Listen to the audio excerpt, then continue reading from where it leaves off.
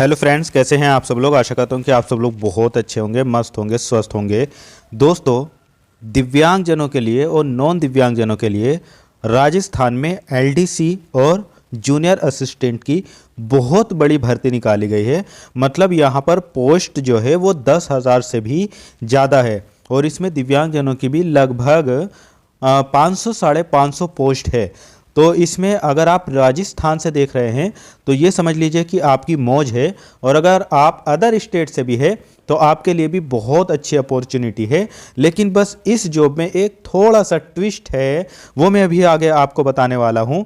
कई दिव्यांगजनों को इसमें दिक्कत आ सकती है, वो नहीं भर पाएंगे, लेकिन बहुत सारे दिव्यांग साथी इस ऐसे भी है जो इसमें भर लेंगे और उनका पक्का है कि उनका सिलेक्शन हो जाएगा।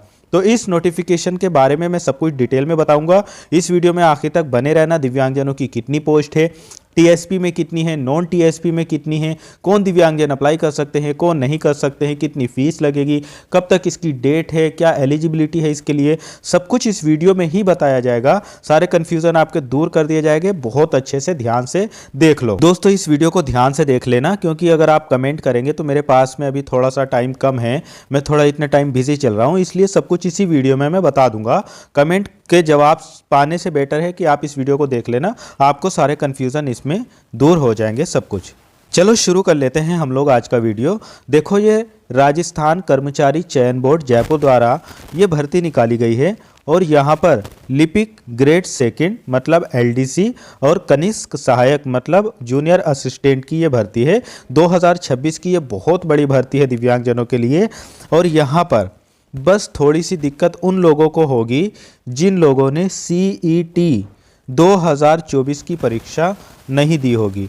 जिन दिव्यांगजनों ने या नॉन दिव्यांगजनों ने सीईटी 2024 का एग्ज़ाम दे रखा होगा, उनके पास में स्कोर कार्ड होगा, तो उनकी तो मौज है। तो दोस्तों, अगर आपने सीईटी 2024 वाला एग्ज़ाम दिया है और उसका आपके पास में स्कोर कार्ड है, तो आप इस वीडियो को बहुत ही ध्यान से देख लेना। अगर आपने सीईटी 2024 का एग्ज़ाम नहीं दिया है तो फिर दोस्तों आप इसमें फॉर्म फिल नहीं कर पाओगे। बाकी आप इंडिया के किसी भी कोने से हैं, आप इसमें अप्लाई कर सकते हो, लेकिन बस दिक्कत यही है कि सीईटी 2024 का स्कोर कार्ड आपके पास में होना चाहिए। जब आप फॉर्म फिल करेंगे तो उसमें सीईटी का जो रजिस्ट्रेशन नंबर होगा वही आपसे मांगा जाएगा, उसी के हिसाब से आपका वेरीफाई हो जाएगा। बाकी अगर आपने सीईटी 2024 का एग्ज़ाम नहीं दिया था तो आप वीडियो को स्किप भी कर सकते हो। चलो अब हम बात कर लेते हैं कि दिव्यांगजनों की इसमें कितनी पोस्ट है, टीएसपी में कितनी है और इसके अलावा नॉन टीएसपी में कितनी है। और अलग अलग विभाग में देखो ये भर्ती निकाली गई है। जैसे राजस्थान लोक सेवा आयोग में है, प्रशासनिक सुधार विभाग में है, कृषि विभाग में है, राजस्थान राज्य कृषि विपणन बोर्ड में है, राजस्थान प्रदूषण नियंत्रण बोर्ड में है और माध्यमिक शिक्षा बोर्ड राजस्थान में। ये अलग अलग विभागों में भर्ती निकाली गई है। टोटल पोस्ट यहाँ पर 10,644 पोस्ट हैं, जिसमें नॉन टीएसपी की पोस्ट जो है वो 9,642 है और टीएसपी वाली 1,002 पोस्ट है। देखो दोस्तों, इसमें फॉर्म फिल करने के लिए मैंने आपको शुरुआत में ही बता दिया है कि आपके पास में 12th होना चाहिए, आप इसमें अप्लाई कर सकते हो। और दूसरा, आपके पास में सीईटी 2024 का स्कोर कार्ड होना चाहिए, आप इसमें अप्लाई कर सकते हो। दोस्तों, इसमें फॉर्म फिल करने के लिए अगर आप दिव्यांगजन हो, किसी भी स्टेट से हो, राजस्थान से हो या अदर स्टेट से हो, कोई भी दिव्यांग हो, आपकी यहाँ पर 400 रुपये फीस लगेगी। अब देखो, हम देख लेते हैं किस विभाग में दिव्यांगजनों की कितनी पोस्ट है। जैसे लिपिक ग्रेड 1 और कनिष्क सहायक, ये मैंने बताई है आपको कि ये एलडीसी और जूनियर असिस्टेंट की पोस्टें हैं। और अगर हम राजस्थान लोक सेवा आयोग की बात करें तो यहाँ पर दिव्यांगजनों में आईडी और MI, SI, MD, autism MD वालों की यहाँ पर एक पोस्ट है। इसके अलावा अगर हम कनिष्क सहायक राजस्थान अधीनस्थ कार्यालय गैर अनुसूचित क्षेत्र की बात करें तो यहाँ पर देखो दिव्यांगजनों की, अगर कोई ब्लाइंड है मतलब टोटली ब्लाइंड या लो विज़न है तो उनकी यहाँ पर नियमित पोस्ट जो है वो 110 है और यहाँ पर 12 पोस्ट बैकलॉग की भी है। मतलब ये पोस्टें पिछली बार जब वैकेंसी आई होगी तो उसमें पूरे ब्लाइंड या लो विज़न नहीं मिल पाए होंगे उनको, तो 12 पोस्टें बच गई होगी, तो उनको भी इन्होंने ऐड कर दिया है। तो 110 और 12 यहाँ पर टोटल पोस्ट जो है दिव्यांगजनों में टोटली ब्लाइंड लो विज़न की वो 122 पोस्ट है। फिर इसके बाद में इसी तरीके से HI मतलब वो डेफ वाले हो या हार्ड ऑफ हियरिंग वाले हो, उनकी यहाँ पर रेगुलर में 92 पोस्टें हैं और बैकलॉग में भी यहाँ पर 11 पोस्ट है। तो टोटल यहाँ पर HI वालों की 103 पोस्टें हैं। इसी तरीके से लोकोमोटर डिसेबिलिटी या CP, देखो लोकोमोटर डिसेबिलिटी कह दो या OH कह दो, दोनों एक ही बात है। उसमें बोध लेग, बोध आर्म ये सब आ जाते हैं, BL OL ये सब या OA OL ये सब आ जाएंगे इसी में। तो उनकी यहाँ पर 98 पोस्ट है रेगुलर और 2 पोस्ट है यहाँ पर बैकलॉग की। टोटल पोस्ट यहाँ पर 100 है OH कैटेगरी वालों की भी। अगर कोई ID, MI या SLD या ऑटिज्म या MD वाले हैं, उनकी भी यहाँ पर 71 पोस्ट है रेगुलर और 9 पोस्ट है यहाँ पर बैकलॉग की, तो उनकी भी यहाँ पर 80 पोस्टें हैं। जूनियर असिस्टेंट की ही अधीनस्थ सेवा कार्यालय में अनुसूचित क्षेत्र की अगर मैं बात करूँ तो यहाँ पर भी दिव्यांगजनों में टोटली ब्लाइंड लो विज़न की टोटल पोस्ट यहाँ पर 25 है और HI वालों की भी टोटल पोस्ट यहाँ पर 13 है और लोकोमोटर डिसेबिलिटी या CP की भी यहाँ पर 18 है और ID, MI, SLD, ऑटिज्म और MD की भी यहाँ पर 5 पोस्ट है।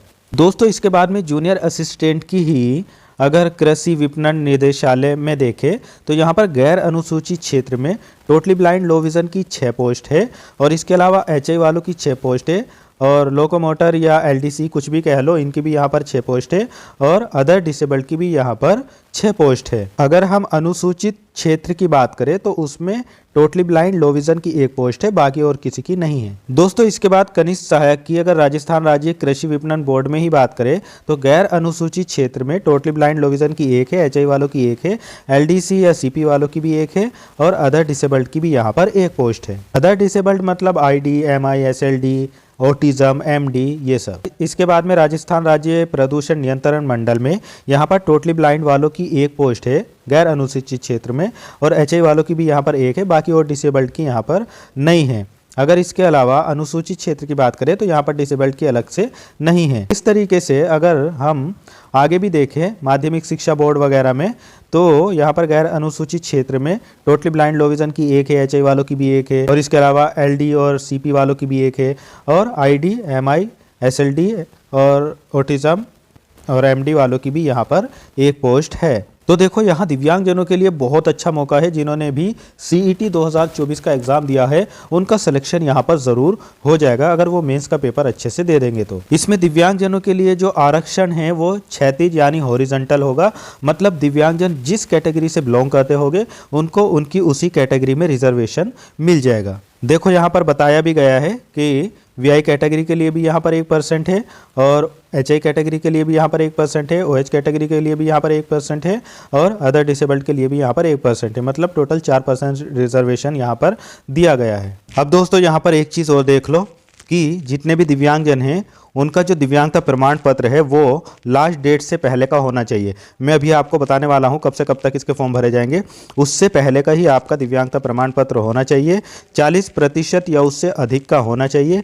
और यहाँ पर एक चीज़ और देख लो, बहुत सारे दिव्यांग साथी कहते हैं कि परमानेंट चलेगा या टेम्परेरी, तो देखो यहाँ पर इन्होंने क्या लिखा है कि जो आपका प्रमाण पत्र लिया जाएगा वो स्थायी दिव्यांग प्रमाण पत्र यानी परमानेंट डिसेबिलिटी सर्टिफिकेट होना चाहिए और 40% या उससे ज़्यादा का होना चाहिए। बाकी इन्होंने टेम्परेरी वालों के लिए ऐसा कुछ भी नहीं लिखा है, यहाँ पर परमानेंट ही लिखा गया है।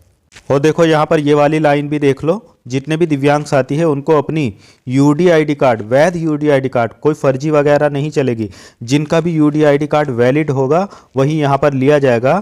और दिव्यांगजनों को ऑनलाइन आवेदन में UD ID रजिस्ट्रेशन नंबर या कार्ड का विवरण भी भरना होगा, क्योंकि राजस्थान में बहुत ऐसे फर्जी दिव्यांग पाए गए थे, उन पर नकेल कसने के लिए इन्होंने UD ID कार्ड मांगा है।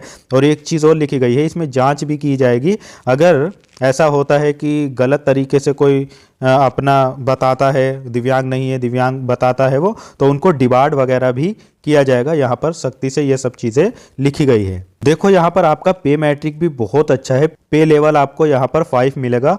आप सर्च कर लेना कि पे लेवल 5 में कितनी सैलरी होती है, आपको पता चल जाएगा, बहुत अच्छी सैलरी है यहाँ पर। आप देख लेते हैं इसमें अप्लाई करने के लिए आपके पास में एजुकेशन क्वालिफिकेशन क्या होनी चाहिए। देखो सबसे पहले तो मैंने आपको बताया कि आपके पास में 12th होना चाहिए किसी भी बोर्ड से, किसी भी यूनिवर्सिटी से और किसी भी स्ट्रीम में। इसके अलावा आपके पास में ओ लेवल का सर्टिफिकेट होना चाहिए, वो DOEACC, या अगर ये नहीं है तो आपके पास में अगर नीलिट से कंप्यूटर कोर्स से कोई वो हो सकता है, या कोपा या DPCS, या इसके अलावा कंप्यूटर एप्लीकेशन वगैरह में आपने कुछ किया हो, या और भी अगर आपके पास में जैसे RSCIT अगर है तो बहुत ही अच्छी बात है। और ये अभी भी आप कर सकते हो, अगर अभी आपके पास में नहीं है तो आप इसको कर भी सकते हो, क्योंकि ये आपसे तभी मांगा जाएगा जब आपका सिलेक्शन होने वाला होगा, पेपर वगैरह निकल जाएगा, तो ये आप कर सकते हो आराम से। इनमें से कोई है तो आप अप्लाई कर सकते हो। और जो मैंडेटरी है वो CET 2024 होना चाहिए आपके पास में, उसका स्कोर कार्ड होना चाहिए। बाकी आपको हिंदी देवनागरी लिपि का ज्ञान होना चाहिए, तो इतना तो सबको आपको आता ही है।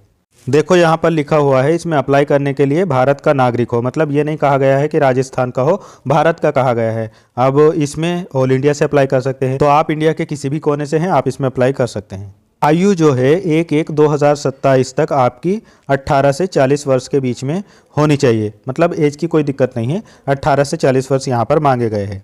बाकी जो राजस्थान के मूल निवासी है उन सबको यहाँ पर एज में रिलैक्सेशन भी दिया जाएगा। आप देखो ये भी देख लो कि फॉर्म कब से कब तक भरे जाएंगे।